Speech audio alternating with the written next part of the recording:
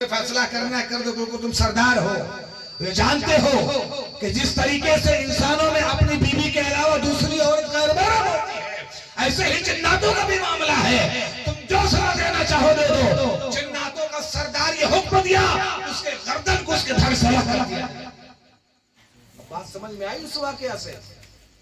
जिन्नात की भी हिम्मत नहीं है जो गौसे आजम की विरुद्ध करता है कि टच कर जाए। जिन्नात की भी औकात नहीं है कि उसे छू ले जो गौसे आजम का आशिक है। बशर्त ये है कि गौसे आजम से मोहब्बत आपकी कैसी है, गौसे आजम से आपका प्यार कैसा है, गौसे आजम से आपकी मोहब्बत कैसी है।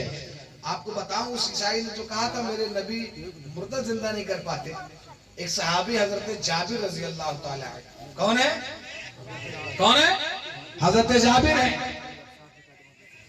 6 महीने का बकरी का बच्चा है, आधा किलो जौ है। हजरत जाबिर हुजूर की बारगाह में हाजिर हुए। कहा सरकार आज आपकी दावत जाबिर के घर पे, सरकार आपकी दावत जाबिर के घर पे। बहुत गौर से सुनिएगा, दावत हजरत जाबिर हुजूर को दे रहे हैं। दावत हजरत जाबिर किसको दे रहे हैं? हुजूर अकेले है ना, अकेले है हुजूर कि हुजूर आज आपकी दावत मेरे घर पे। अकेले दावत देने वाला अकेला, जिसको दिया जा रहा है वो भी अकेला। मेरे नबी ने सारे सहाबा को कहा, ओ सहाबा, आज जाबिर के यहाँ सबकी दावत, आज जाबिर के यहाँ सबकी दावत। हजरत जाबिर आए तो हंसते हुए, खुशी में आए। जब ये सुना कि हुजूर ने सबको दावत दे दिया, 1500 सहाबी थे। कितने? 1500। 6 महीने का बच्चा का बकरी का बच्चा, आधा किलो जौ। उन्होंने सोचा हुजूर को अकेले की दावत रहेगी। अब हुजूर ने क्या किया, 1500 सहाबियों को दावत दे दिया। कौन सा ऐसा बेटा पैदा हो गया है जो 6 महीने का बकरी का बच्चा और आधा किलो जौ में 1500 आदमी को खिला दे? कोई है? बताइए। जाबिर जब वापस आए तो उनकी बीवी ने कहा, मेरे सरताज, मेरे शौहर, गए तो आप बड़े खुशी से थे, गमगीन होकर क्यों लौट रहे हैं? कहा बात ही कुछ ऐसी है। कहा क्या? कहा मैंने हुजूर को दावत दी, हुजूर ने सबको दावत दे दिया। उनकी बीवी ने कहा कि कान में हुजूर को दावत देनी चाहिए थी, आवाज लगा कि क्यों दिया? तो जाबिर ने कहा कान में ही मैंने हुजूर को दावत दी, लेकिन हुजूर ने ऐलान फरमा दिया। मेरी माँ बहनों सुनना, वो भी एक औरत थी, जाबिर की बीवी। हजरत जाबिर की बीवी कहते हैं, मेरे शौहर, इतना परेशान होने की क्या जरूरत है? इतना परेशान होने की क्या जरूरत है? देखिए यकीन, देखिए अल्लाह के रसूल ऊपर, यकीन देखिए उनका यकीन कैसा था अल्लाह के रसूल की जात पर। उनकी बीबी कहती है, मेरे शौहर, परेशान होने की जरूरत नहीं है। आपने हुजूर को दावत दिया है, आपका काम है हुजूर को खिलाना। अब हुजूर ने उनको दावत दिया है, उनको खिलाना उनका काम है। ऐसा यकीन होना चाहिए। आज हमारी माँ बहनों का हाल क्या है? 4 आदमी को दावत दिया गया, अगर 6 पहुंच जाए तो फिर देखिएगा, जब तक खा नहीं लेंगे तब तक गालियां देती रहेगी। बुलाए 4 को, आ गए 6, है कि नहीं? होता है कि नहीं? और ऐसे लोगों के अक्सर जो है बेबरकती हो ही जाती है। खाना कम पकाया आपने, खिलाने का जज्बा ज्यादा रखिए। अल्लाह 4 रोटी है, अगर तू 8 को भेजेगा तो 4 मसर सैराब होके खा के जाएगा। खाना पक रहा है। अब हजरत जाबिर बच्चे को ज़बा किया, तो 2 बेटे थे जाबिर के। बच्चे देख रहे थे कैसे बकरा ज़बा हुआ, कैसे कटा, सब कुछ करके दे दिया गया। अब हजरत जाबिर के दोनों बच्चे, बड़ा वाला भाई छोटे वाले भाई से क्या कह रहा है, तुमने देखा अब्बा कैसे बच्चे को ज़बा किए बकरी? कहा का एक काम करो, मैं लेट जाता हूं, तुम मेरे ऊपर छुरी चला, देखो मैं कटता हूं कि नहीं कटता। बच्चे तो बच्चे होते हैं साहब। अब छोटे वाले ने बड़े की गर्दन पे छुरी चला दिया तो कट गया। जब तड़पने लगा, परेशान होने लगा, अब छोटा वाला घबरा के छत से नीचे गिर गया, वो भी मर गया, ये भी मर गया, दोनों मर गए। अब जब जाबिर की बीवी को मालूम चला कि ऐसे ऐसे हादसा हो गया, दोनों बच्चों को उठा के लेके आए, कमरे के अंदर रख दी। जाबिर को पता चला, हजरत जाबिर बड़े परेशान हुए कि अल्लाह क्या करूं, आज पहली मर्तबा हुजूर को मैं अपने घर पे दावत दिया हूं, कहीं अगर ये बात फैल गई कि जाबिर के घर में जाबिर के दोनों बच्चे मर गए हैं, तो कहीं ऐसा ना हो कि अल्लाह के रसूल तशरीफ ना लाए। अब उन्होंने ने छिपाया। अब यहां से बात समझिएगा, हुजूर तशरीफ ले आए, कहा जाबिर खाना कहां पकड़ा है, तो ले गए हजरत जाबिर खाने के पास। सरकार ने अपना लवाब शरीफ निकाला, लवाब का माने होता है थूक। हुजूर ने अपना लवाब शरीफ निकाला, निकालने के बाद गोश्त के हांडी में डाल दिया और फिर लवाब निकाला, जौ के आटे में हुजूर ने अपना लवाब डाल दिया। दस्तरखान लग गया। 1,500 1,500 आदमी आए, खाए, आते रहे, खाते रहे, हांडी उबलती रही, रोटी पकती रही। 1,500 लोग जब खा के चले गए, हजरत जाबिर जब देखते हांडी तो जितना चढ़ाया गया था उतना ही, जितना पक रहा था शुरू में उतना ही था, घटा नहीं। जौ की रोटी उतनी ही थी, घटी नहीं। क्या मतलब है? मतलब यह है जिस जगह हुजूर अपना कदम रखा है, बरकत के फरिश्ते वहां नाज़िल हो जाया करते हैं। सुभान अल्लाह, सुभान अल्लाह, है ना। दस्तरखान लगा, 1,500 सहाबी आए, खाए, हांडी उबलती रही, गोश्त पकता रहा, रोटी पकती रही। 1,500 लोग खा के चले गए, जितना था उतना ही रहा। आखिर में मेरे मुस्तफा बचे, मेरे मुस्तफा बच गए, हुजूर के लिए लगाया गया। सरकार ने फरमाया, जाबिर तुम्हारे 2 बेटे थे ना। हुजूर ने क्या कहा? जाबिर तुम्हारे 2 बेटे थे। कहा या रसूलल्लाह। हुजूर ने कहा, आज मैं चाहता हूं कि तुम्हारे दोनों बेटों के साथ खाना खाओ। जिस चीज को हजरत जाबिर छिपाते थे, छिपा रहे थे, मुस्तफा उसी चीज को खोल रहे हैं और फरमा रहे हैं, जाबिर बुलाओ उनको, मैं तुम्हारे बच्चों के साथ खाना खाऊंगा। हजरत जाबिर ने फरमाया, हुजूर वो सो रहे हैं, बाद में उठे के खा लेंगे, आप खाना खाइए। नहीं जाबिर, मैं तुम्हारे बच्चों के साथ खाऊंगा। जब जिद कर लिए मेरे मुस्तफा, हजरत जाबिर की आंखों से आंसू निकलने लगे। हुजूर ने पूछा, जाबिर क्यों रोते हो? कहा, आप तो गैब का नबी है, आपको मालूम है मेरे घर में क्या हादसा हुआ है। या रसूल अल्लाह, वो ऐसी नींद में सोए हुए हैं कि आपके अलावा कोई दूसरा उन्हें उठा भी नहीं सकता। हुजूर गए दोनों बच्चों के पास। हुजूर ने फरमाया, बच्चों अब बहुत सो लिए, उठो, चलो खाना खाओ। बुखारी की हदीस है, वो दोनों बच्चे लब्बैक या रसूल अल्लाह कहते हुए जिंदा हुए और हुजूर के साथ दस्तरखान पे खाना खा रहे हैं। जब खाना खा लिया, अब वो दोनों बच्चे कहने लगे कि मेरा जो बकरी का बच्चा था वो कहाँ है? वो तो ज़बा हो गया है ना। सरकार ने फरमाया, जाबिर हड्डियां सब जमा करो। हड्डियां जमा की गई। हुजूर ने लवाब शरीफ निकाला और हड्डियों को डाला, बकरी का बच्चा भी जिंदा हो गया। ये है मेरे नबी, ये है मेरे मुस्तफा। जब चाहते हैं, जिस वक्त चाहते हैं, जिसके ऊपर चाहते हैं उस पर नजर फरमा दिया करते हैं। बशर्त यह है कि हमारी मोहब्बत कैसी होनी चाहिए। हमें दुनियादार से जब इतनी मोहब्बत होती है, वो आपको बदनाम होने नहीं देता है, आपकी इज्जत नीलाम होने नहीं देता है। वही मोहब्बत अगर मदीने वाले से हो जाए, वही प्यार मदीने वाले से हो जाए, तो मेरा दावा है, जब तक जिंदा रहोगे यहाँ भी कामयाब रहोगे, वहां भी कामयाब रहोगे। हुजूर से मोहब्बत करिए, हुजूर से मोहब्बत करिए। किससे मोहब्बत करिए? हुजूर से मोहब्बत करिए। वो गौस भी हुजूर से मोहब्बत किया है, ख्वाजा भी हुजूर से मोहब्बत किए हैं, मखदूम भी हुजूर से मोहब्बत किए हैं, है ना साहब? हुजूर से मोहब्बत करिए। सरकार दर्श दे रहे हैं। एक औरत आई, पागल की पागल, है ना। आजकल तो अच्छे आदमी की बात सुनने के लिए लोग तैयार नहीं होते, है कि नहीं? तो पागल की कहाँ सुनेंगे? हमारी कौम का हाल यह है कि हल्का सा जो सटिया जाता है तो उसकी मजाक उड़ाते हैं, मजा लेते हैं सब। कोई ज्यादा काला रंग का पैदा हो गया तो हमारी माए बने कहते, अरे मेरे घर में तो कलूटा पैदा हो गया, है ना। जब वो बड़ा हो जाता है तो लोग उसको करीवा, कल्लू, कलुआ सब पुकारने लगते हैं। हमारा इस्लाम ये सब नहीं सिखाता है। इस्लाम का ये कानून है कि जब मुसलमान के घर में बच्चा पैदा हो तो नाम ऐसा रखो कि उसका नाम लेने पर तुम्हें सवाब मिले, लेने पर सवाब मिले। ऐसा नाम मत रखो वो नाम भी लिया जाए तुम जहन्नम के सबब बनते रहो। ऐसा नाम हरगिज मत रखिए आप। आजकल फैशन बन गया है, ऐसा नाम लोग रखते हैं अपने बच्चों का कि इस्लाम में ऐसा किसी का नाम ही नहीं होता है साहब। ऐसा नाम हरगिज मत रखिए। एक पागल है कहा कि मोहम्मद सुनो, हजरत उमर खड़े कहा हुजूर ये मदीना की पागल औरत, इसकी कोई सुनता होता नहीं, आप भी मत सुनिए, अपना वक्त खराब मत करिए। हुजूर ने उमर की नहीं सुनी, बाहर आके कहा बोलो अम्मा क्या बात है, हाथ पकड़ी मेरे मुस्तफा की, पूरे मदीना की गलियों में घुमाना शुरू कर दी। पूरे मदीना की गलियों में मेरे मुस्तफा के गुलाब से ज्यादा,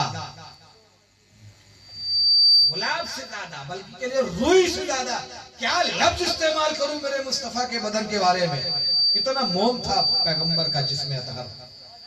पूरे मदीना में लेके घूम रही है, रेतीली जमीन है, गर्मी अपने पोजीशन पर है, लेके घूम रही है। चट्टान एक पत्थर पे मुस्तफा को बैठा दिया, बैठ गई। अब वो पागल औरत अपने दिल का भड़ास निकाल रही है, खूब निकाल रही है। जब खामोश हो गई तो पागल औरत कहती है कि मुस्तफा मेरी कोई सुनता उनता नहीं है मदीने में। तो मेरे नबी फरमाते हैं अम्मा जब तुम्हारी मदीना में कोई ना सुने तो मुझे आके सुना दिया। ये कौन कह रहा है?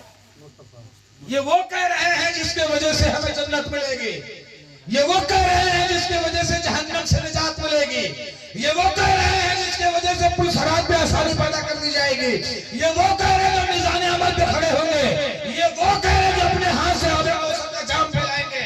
क्या कह रहे हैं अम्मा जब मदीना में कोई ना सुने तो मुझे आके सुना दिया कर। है कोई ऐसा शख्स जो पागल औरत की बात को सुने बैठे? नहीं सुनता ऐसा, है ना? सुनना चाहिए। क्यों सुनना चाहिए? इसलिए सुनना, पता है एक कुत्ते को बेगलती मार देना पूरी कौम को अल्लाह ने जला के राख कर दिया। एक नबी थे, अल्लाह ने नबी को कहा कि तुम बस्ती छोड़कर बाहर निकल जाओ, और निकलने से पहले वो जो नाचने वाली औरत है उसको कहो कि उस बुढ़िया के झोपड़ी में जाके छिप जाए, मैं अपना कहर नाजिल करने वाला हूँ, आग बरसाने वाला हूँ, पूरी बस्ती को जला के राख करने वाला हूँ। अल्लाह के नबी को हुक्म हुआ, नाचने वाली औरत के पास आप गए, जिसको फहाश बोलते हैं, फहाशी औरत, तो आपके समझाने के लिए नाचने वाली औरत, नबी गए, कहा अल्लाह का हुक्म है तुम फला बुढ़िया की झोपड़ी में चली जाओ, अल्लाह ताला इस बस्ती में आग बरसाने वाला है, बस्ती को जला के राख करने वाला है। वो नाचने वाली औरत उस बुढ़िया की झोपड़ी में चली गई, नबी बस्ती छोड़कर बाहर हो गए। एक बादल घना छाया, बस्ती के लोगों ने सोचा आज अल्लाह की रहमत हम पर जोश मार रही है, अल्लाह हमसे बहुत खुश है। उन्हें क्या मालूम था ये जो बादल टुकड़ों में आया हुआ है ये बारिश करने नहीं आया है, ये ठंड की बारिश नहीं है, आग की बारिश है। इतने में आग बरसने लगी, अल्लाह ने आग बरसाने लगा, पूरी बस्ती जल के राख हो गई, सब जल के खाक हो गए, एक जर्रा बाकी नहीं था, एक लोग बाकी नहीं थे, सिर्फ उस बुढ़िया और बुढ़िया की झोपड़ी नाचने वाली औरत वही दो बाकी थे, बाकी पूरा गांव जल के राख हो गया। जब नबी आए देखते क्या है कि चारों तरफ एकदम राख बन गया, कुछ बाकी नहीं। बुढ़िया की झोपड़ी में जब वो नबी गए तो बाहर जब निकलते हैं, निकलती है बुढ़िया और नाचने वाली औरत, देखती है पूरा पूरा गांव जल के राख हो गया, कोई नहीं बचा है। हम ये दो औरत ये नबी बैठे हुए, तो वो औरत पूछती है कि अल्लाह के नबी क्या मामला था, क्या वजह थी, अल्लाह ताला इतना जलाल में आ गया कि पूरी बस्ती को जला के राख कर दिया, वजह क्या थी? अल्लाह के नबी फरमाते हैं सुनो, वजह ये थी कि इन बस्ती वालों ने एक बेजुबान बेकसूर कुत्ते को मार दिया। कुत्ते को, बेजुबान जानवर कुत्ते को बिना किसी गलती के पत्थर मार दिया, सर में लगा, सर फट गया।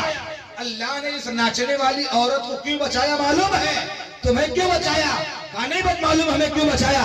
कहा इसलिए बचाया कि तुमने कुत्ते का इलाज किया, दवा किया, कुत्ता ठीक हो गया और कुत्ते के रब की बारगाह में दुआ किया, अल्लाह इसका काम गलत है लेकिन तू कभी से सजा मत देना बल्कि माफ करके से चलना। बताइए कुत्ते को मारने की वजह से अल्लाह ने पूरी बस्ती को जला के राख कर दिया। आज हम भी खूब गलतियां करते हैं। अब सवाल पैदा होता है कि यहाँ जला राख क्यों नहीं होता है? हमको नहीं मिटते हैं। पता है आप बर्बाद क्यों नहीं होते, पता है बस्ती जलती क्यों नहीं है, पता है अल्लाह का अजाब क्यों नहीं आता, इसलिए नहीं आता कि अल्लाह ने वादा लिया है मुस्तफा से, हे हबीब जैसे और नबी की उम्मतियों को एक छोटी सी गलती की बुनियाद पर जला के मैंने राख कर दिया, अपना कहर नाज़िल कर दिया, हे हबीब आपकी उम्मत में चाहे जितना बदतमीज लोग गुनाह कर दें लेकिन मैं उन्हें अजाब नहीं दूंगा। ये मुस्तफा की बरकत है जो हम बचे हुए हैं। और कहीं अगर किसी और नबी की उम्मत में होते तब तक कब के खत्म हो गए होते। जितना गुनाह हम करते हैं, जितना गलत काम हम करते हैं साहब, किसी और नबी की उम्मत में होता है तो तबाह बर्बाद कर दिए जाते। पता है बनी इस्राएल के कौम को लोगों ने अल्लाह ने बंदर बना दिया, कौमे समूद के लोगों को अल्लाह ने तबाह कर दिया, कौमे इब्राहिम को अल्लाह ने बर्बाद कर दिया, हिलाक कर दिया।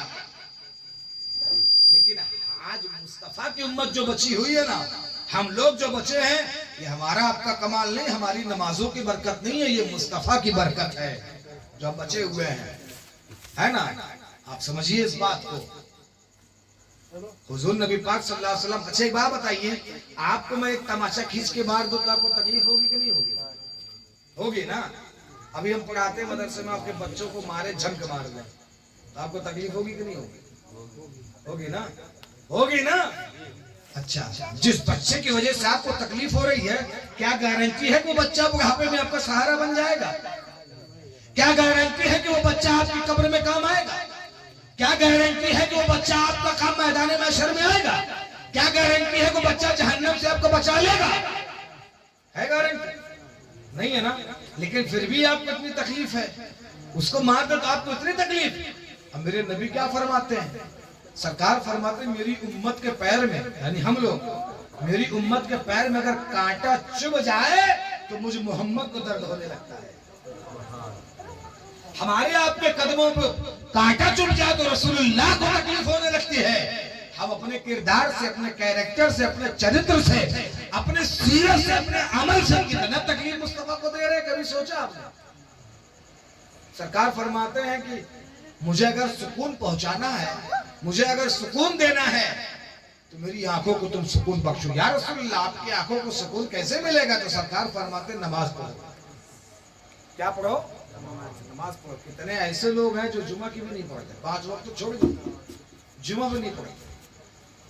हैरान हूं क्या लेके आप जाएंगे? कभी कब्रिस्तान जाइएगा, हद तो ये हो गई कि मरने के बाद जो मर जाता है सिर्फ वही मिट्टी देने जाते हैं, इसके बाद फिर कभी उनको टाइम नहीं मिलता कब्रिस्तान जाने से कि चले जाएं। कब्रिस्तान बहुत अच्छी जगह है, हमारी आपकी नजर में बहुत खराब जगह है, हरगिज नहीं। कब्रिस्तान बहुत अच्छी जगह है, वहां जाने से गुनाह खत्म होते हैं, अल्लाह का डर बस जाता है, गुनाह मिटता है, अल्लाह की याद आती है। क्या ख्याल आता है? यही याद आता है कि आज मेरा भाई आया है तो कल हम भी आएंगे। और जब तक कब्रिस्तान नहीं जाएंगे तो कभी मौत याद नहीं है। कि सरकार फरमाते हैं मौत मांगना हराम है, मौत को याद करना सुन्नत है।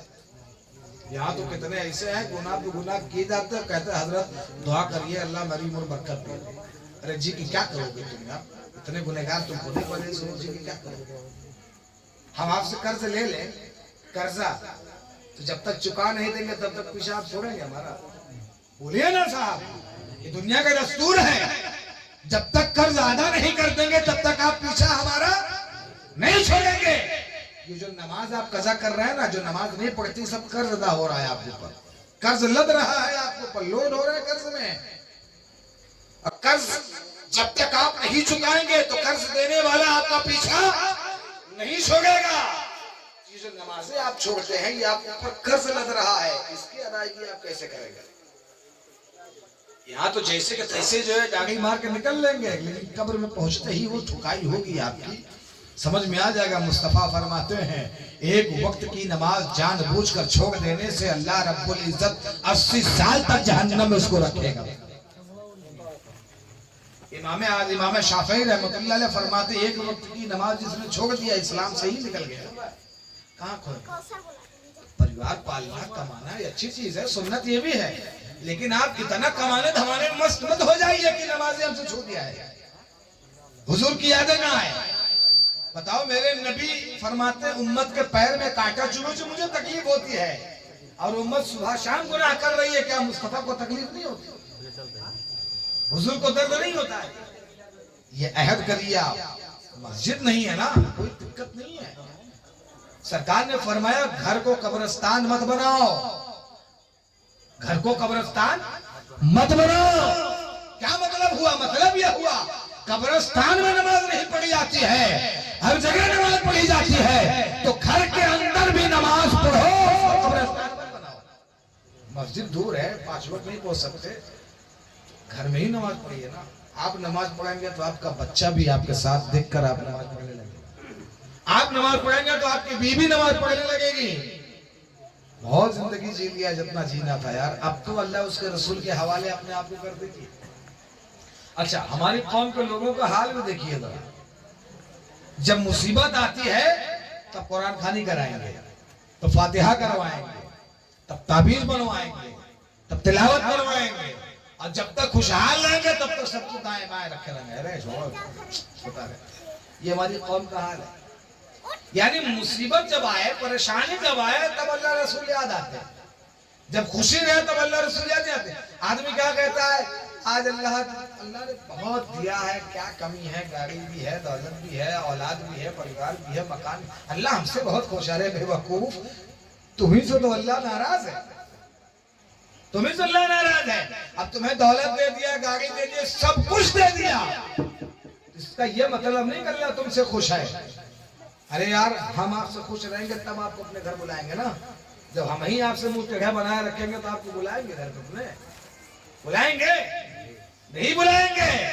तो अल्लाह ताला जिसको अपने घर नहीं बुला रहा है उसी से अल्लाह नाराज है, और अल्लाह जिसे अपने घर में बुला रहा है और सजदा करवा रहा है, अल्लाह उससे राजी है। अब जाने वाला गरीब ही क्यों ना हो, अल्लाह उससे तब भी राजी है। और जो मस्जिद नहीं जाता है, चाहे जितना बड़ा दौलतमंद हो, अल्लाह उससे राजी। अल्लाह उसी से राजी होता है जिसको अपने घर बुलवाता है। इसी से फैसला कर लिया करिए, अल्लाह किससे खुश है, किससे नाराज है। कहीं ऐसा तो नहीं कि हमसे तो नहीं नाराज है। एक इंसान को खुश करने के लिए हम क्या नहीं करते बताइए? बहुत कुछ करते कि नहीं करते? इंसान को किसको किसको खुश करेंगे आप? भाई को, बीवी को, बच्चों को, पड़ोस को, गांव को, दोस्त को, अहबाब को, कितने लोगों को आप खुश करेंगे?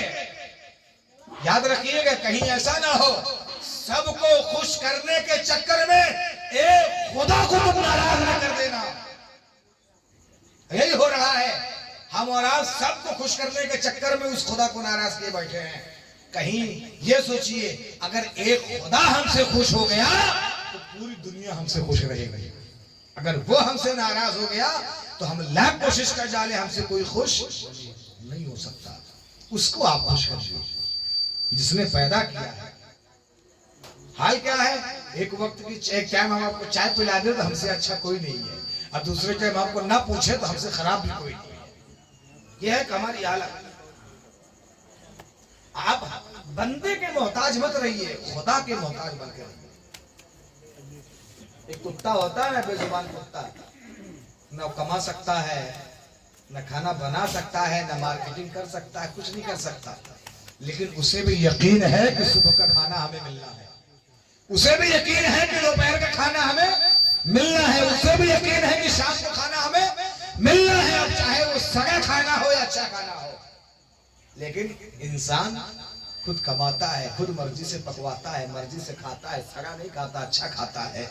लेकिन उस कुत्ते से भी बड़ा बेवफा इंसान होता है जो अपने रब को भूल बैठा है सारी चीजों को अच्छा पाने के बाद। तो अल्लाह की बारगाह में दुआ है, परवरदिगार आलम हमसे वो काम ले जिससे तू और तेरा हबीब राजी हो, और अल्लाह ताला हम सबके दिलों में अल्लाह उसके रसूल को खुश करने की तौफीक और रफीक अता फरमाए, और एक दूसरे से मोहब्बत करने की तौफीक अता फरमाए। आमीन आमीन या रब्बल आलमीन। बिजाहत सय्यदुल मुरसलीन व मा अलैना इल्ला अल बलागुल मुबीन। खड़े हो, सलातो सलाम।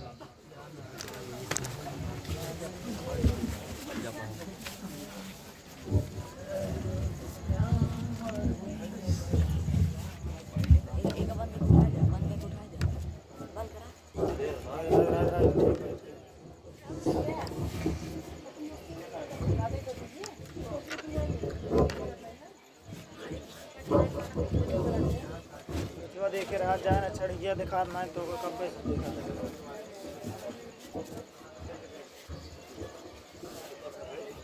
या नबी सलाम अलैका या रसूल सलाम अलैका या हबीब सलाम अलैका सल्लल्लाहु अलैका। छाई है सिर की बदरिया रोकत है हमारी डगरिया बिन तोरे मदनी सवरिया के मोरी ले खबरिया या नबी सलाम अलैका या रसूल सलाम अलैका या हबीब सलाम अलैका सल्लल्लाहु अलैका। अस्सलातु अलैकुम रसूलुल्लाह अस्सलातु अलैकुम या मुहम्मद रसूलुल्लाह सल्लल्लाहु अलैहि वसल्लम।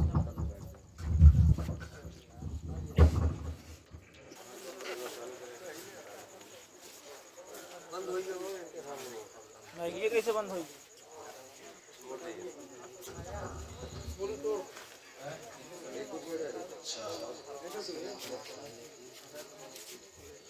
अल-फातिहा नबी करीम सल्लल्लाहु अलैहि वसल्लम।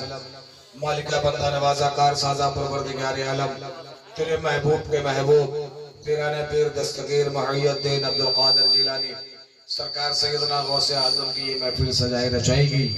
मालिक मौला कुरान मुकद्दस की तिलावत से लेके सलातो सलाम तक इन दरमियान जो भी कुछ पढ़ा गया बयान है मौला, किसी किस्म के लफ्ज़न या मानन या साहबन कोई गलती हो गई हो, ए अल्लाह इस महफिल पाक के सदके में माफ फरमा। मालिक मौला बंदा नवाजा कार सादा परवरदिगार आलम हुजूर अहमद मुश्तबा मोहम्मद मुस्तफ़ा रूही फिदा जनाब मोहम्मद रसूलुल्लाह सल्लल्लाहु ताला अलैहि वसल्लम के मुकद्दस बारगाह में ये नजर नियाज नजर करता हूँ, मेरे मौला कबूल फरमा। 1,24,000 का वबेश अंबिया कराम अलैहिमुस्सलाम की बारगाह में नजर मौला कबूल फरमा। मालिक मौला बंदा नवाजा कार साजा परवरदिगार आलम 1,24,000 सहाबे कराम अज़वाज मुतहरात अहले बैत अतहार 72 रुफ़ कुदसिया पाक पर जितने पाक करबला मुअज़्ज़मा में जितने भी शोहदा शहीद हुए तमाम मुक़द्दस अरवाहों की बारगाह में नजर मौला कबूल फरमा। पीरे पीरा मेरे मेरा गौसे सबदानी महबूब यज़दानी सरकार सैयदना गौसे आज़म रज़ी अल्लाह ताला अन्हु की बारगाह में नजर मौला कबूल फरमा। जो भी कुछ पारा कुरान शरीफ पढ़ा गया इसका सवाब, इस शिरनी का सवाब, इस खाने का सवाब, इस महफिल का सवाब हुजूर सरकार गौसे आज़म की बारगाह में नजर करता हूँ, सरकार इस अपनी बारगाह में कबूल फरमाए। मालिक का मौला बंदा नवाजा इस महफिल पाक में जितने लोग हाजिर हैं इनकी हाजिरी कबूल फरमा। इस महफिल पाक में जितने लोग बैठे हुए हैं, मेरी माए बहनें बैठी, अल्लाह करीम इस महफिल की बरकत उनके झोलियों में अता फरमा। मालिक का मौला जिसने इस महफिल को रचाया सजाया हम सबको बुलाया, अल्लाह करीम हमारा आना इन सब गाना कामयाब कामरानी अता फरमा। मौला करीम जिसने महफिल सजाया उनके कारोबार में मौला खूब खूब बरकत रहमत नाजिल फरमा। मौला करीम जहाँ महफिल हो रही अल्लाह इनके घर में सरकार सैयदना गौसे आजम की बरकत से इनके घर में खूब खूब रहमतों अनवार की बारिशें अता फरमा। मालिक का मौला इस बस्ती के तमाम मुसलमान जो लोग इस दुनिया से जा चुके हैं, चाहे जिसके घर के हो, मर्द हो, औरत हो, बूढ़े हो, बच्चे हो, जवान हो, मालिक को मौला सबकी मग़फ़िरत बख्शिश इस महफिल पाक की बरकत से फरमा। मौला करीम इस महफिल पाक की बरकत से, इस महफिल पाक के सदके में जितने लोग मरहूम हो चुके हैं मालिक को मौला सबकी बख्शिश फरमा, सबके कब्र से अजाब को दूर फरमा और सबकी कब्र में रहमत और नूर की बारिशें अता फरमा। अल्लाह करीम तेरे हबीब पाक सल्लल्लाहु ताला अलैहि वसल्लम के सदका तवस्सुल से हमारे नौजवान बच्चे बैठे मौला करीम इन्हें कामयाब फरमा। जो जिस मकसद में लगा हुआ है, जिस काम में लगा हुआ, अगर जायज है तो अल्लाह करीम इस महफिल पाक के सदके में उसे कामयाबी अता फरमा। जो लोग बेरोजगार इधर उधर घूम रहे अल्लाह उन्हें रोजगारी अता फरमा। जो लोग बे औलाद उन्हें औलाद अता फरमा। अल्लाह करीम जो बच्चियां रिश्ते के लिए सस्कियां ले रही है, अल्लाह करीम गैर से उनकी मदद फरमा के ताकि उनकी वो रुखसती हो। परवरदिगार आलम अपना रहम फरमा, नाजिल फरमा, इस बस्ती में बिलखुसूस अपना करम फरमा। अल्लाह करीम एक दूसरे के दिलों में मोहब्बत पैदा फरमा। अल्लाह करीम एक दूसरे को दिलों में उल्फत पैदा फरमा। अल्लाह करीम हमारे दिलों से घमंड, बुग़्ज़, किना, तकब्बुर, जलन, हसद, इन जैसे बदतरीन बीमारियों से अल्लाह महफूज फरमा, साफ फरमा। अल्लाह करीम हमारे दिलों में हुजूर की मोहब्बत पैदा फरमा। अल्लाह करीम हमारे दिलों में औलिया अल्लाह की मोहब्बत पैदा फरमा। अल्लाह करीम हमारे दिलों में मदीने वाले सरकार की मोहब्बत पैदा फरमा। अल्लाह करीम जिसने इस महफिल को सजाया उनको जमीनी आसमानी बलाओं से महफूज फरमा। अल्लाह करीम इनके घर में हुजूर सरकार गौसे आजम का सदका अता फरमा। अल्लाह करीम हम सब के तमाम तर खताओं को, गुनाहों को, जाने अनजाने में, दिन के उजाले में, रात के अंधेरे में, अल्लाह करीम जो भी कुछ खता हो गई इस महफिल पाक के सदके में माफ फरमा, माफ फरमा। गौ इमदाद कुन, इमदाद कुन, अज बंदे गम आजाद कुन, दर्दीन दुनिया शाद कुन, या गौसे आजम दस्तगीर। गौसे आजम बमने पे सरो सामा मददे, क़िबला दी मददे, काबे इमा मददे, मदद कुनिया गौसे आजम जिलानी, मदद कुनिया मखदूम अशरफ सिमलानी, मदद कुनिया सैयद सलार मसूद गाजी, मदद कुनिया सैयद बदिउद्दीन कुतुबुल मदार, मदद कुनिया सैयद बदिउद्दीन कुतुबुल मदार, मदद कुनिया सैयद बदिउद्दीन कुतुबुल मदार। फता बारिक अल्लाहु असरुल खालिकीन वल्हम्दुलिल्लाहि रब्बिल आलमीन बहक़ ला इलाहा इल्लल्लाह। खाना खाए जाए जिन जैसे बता ये बैठे ना उनका बोला